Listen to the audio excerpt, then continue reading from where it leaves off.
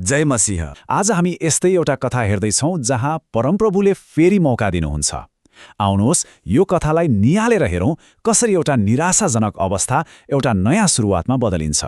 एकछिन कल्पना गरौँ त, ठाउँ हो यरुसलेमको मन्दिरको चोक, समय बिहानको, मान्छेहरूको भिड छ, तर वातावरण एकदमै तनावपूर्ण छ। केही ठूलै घटना हुन आँटेको जस्तो माहौल छ। हो, यही ठाउँ र समयबाट आजको हाम्रो कथा सुरु हुन्छ। कुरा के थियो भने यो घटना अचानक भएको थिएन। त्यति बेला यहुदीहरूको छाप्रोवासको चाड चलिरहेको थियो र प्रभु येशू मन्दिरमा मानिसहरूलाई सिकाइरहनु भएको थियो। उहाँको शिक्षाले मानिसहरूलाई तानिरहेको थियो, तर अर्कोतिर धर्मगुरुहरूको विरोध पनि बढ्दै थियो। हो, यही तनावपूर्ण माहौलको बीचमा उनीहरूले व्यभिचारमा समातिएकी एक स्त्रीलाई घिसार्दै भिडको अगाडि ल्याएर खडा गर्छन्। ल, आज हामी यो घटनालाई केही कोणबाट हेर्नेछौँ। सुरुमा कथाको पृष्ठभूमि बुझ्नेछौँ, त्यसपछि त्यहाँ भएको पक्षपातपूर्ण न्यायको कुरा गर्नेछौँ, अनि प्रभु येशूको त्यो अर्थपूर्ण मौनताको बारेमा पनि, र पक्कै पनि त्यो स्त्रीले पाएको मौकाको कसरी सदुपयोग भयो त्यो पनि हेर्नेछौँ। अनि अन्त्यमा हाम्रो आफ्नो जीवनको लागि एउटा महत्त्वपूर्ण प्रश्नमा आएर टुङ्गिनेछौँ। ल, सुरु गरौँ हाम्रो पहिलो खण्डबाट, पक्षपातपूर्ण न्यायदेखि होशियार। यहाँ हामी आरोप लगाउनेहरूको मनसाय र उनीहरूको कामलाई अलि नजिकबाट हेर्ने प्रयास गर्नेछौँ। शास्त्री र फरिसीहरूले प्रभु येशूलाई सिधै च्यालेन्ज गरे भनौँ न।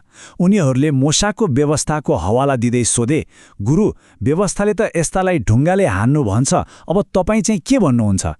यो केवल एउटा प्रश्न थिएन, यो त उहाँलाई फसाउने एउटा चलाखीपूर्ण जाल थियो।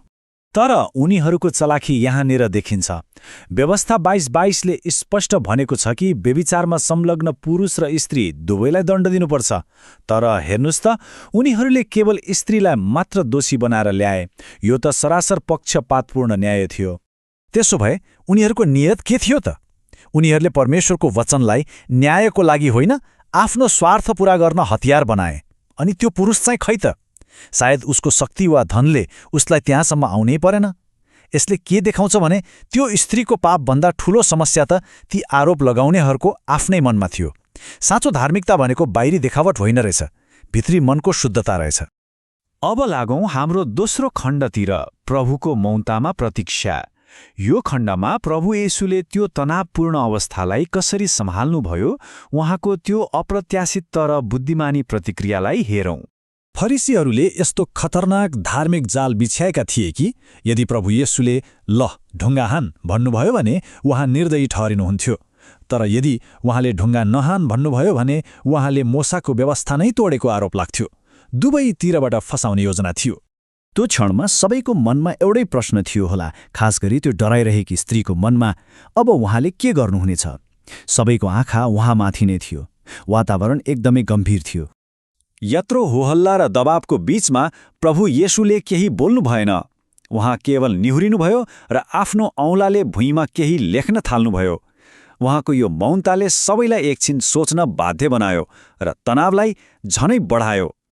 र जब उनीहरूले कर गरिरहे, उहाँ उठ्नुभयो र एउटै वाक्य बोल्नुभयो जसले पुरै माहौल नै पल्टाइदियो, तिमीहरूमध्ये जो पाप बिनाको छ त्यसले पहिला ढुङ्गा हानोस्।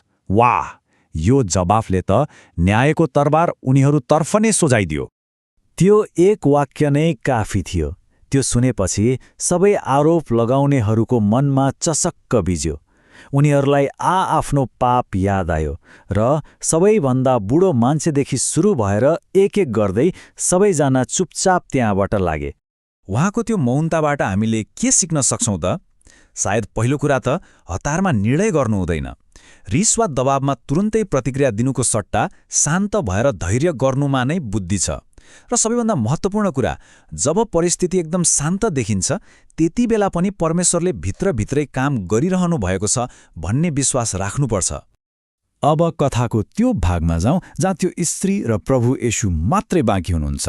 हाम्रो तेस्रो खण्ड, मौकाको सही सदुपयोग। सोच्नुस् त, व्यवस्था अनुसार तिनले पाउनुपर्ने के थियो? दण्ड अनि मृत्यु। तर प्रभु येशूबाट उनले के पाइन्? मौका अनि जीवन। यो कस्तो अचम्मको परिवर्तन हो! मृत्युदण्डको ठाउँमा एउटा नयाँ जीवन सुरु गर्ने अवसर। त्यसो भए यो दोस्रो मौका भनेको के हो त? यो एक प्रक्रिया जस्तै हो। पहिलो कदम, पुरानो पापको जीवनलाई त्याग्नु।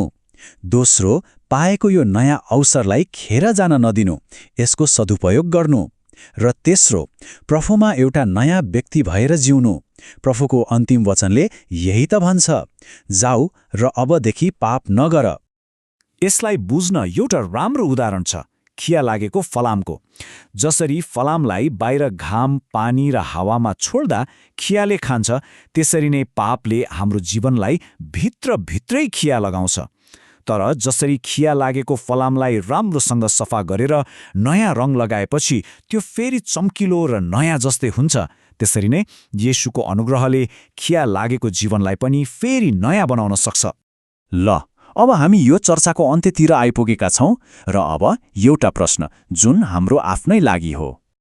यो कथाले हामी सबैलाई एउटा निकै गहिरो प्रश्न सोधेर जान्छ। हामी आज जीवित छौं, यसको मतलब हामीले पनि हरेक दिन एउटा नयाँ मौका पाएका छौं। अब प्रश्न यो हो, के हामीले परमप्रभुबाट पाएको यो जीवन, यो मौकालाई साँच्चै सही तरिकाले प्रयोग गरिरहेका छौं त? यही प्रश्नमाथि विचार गर्न छोड्दै आजलाई यति नै।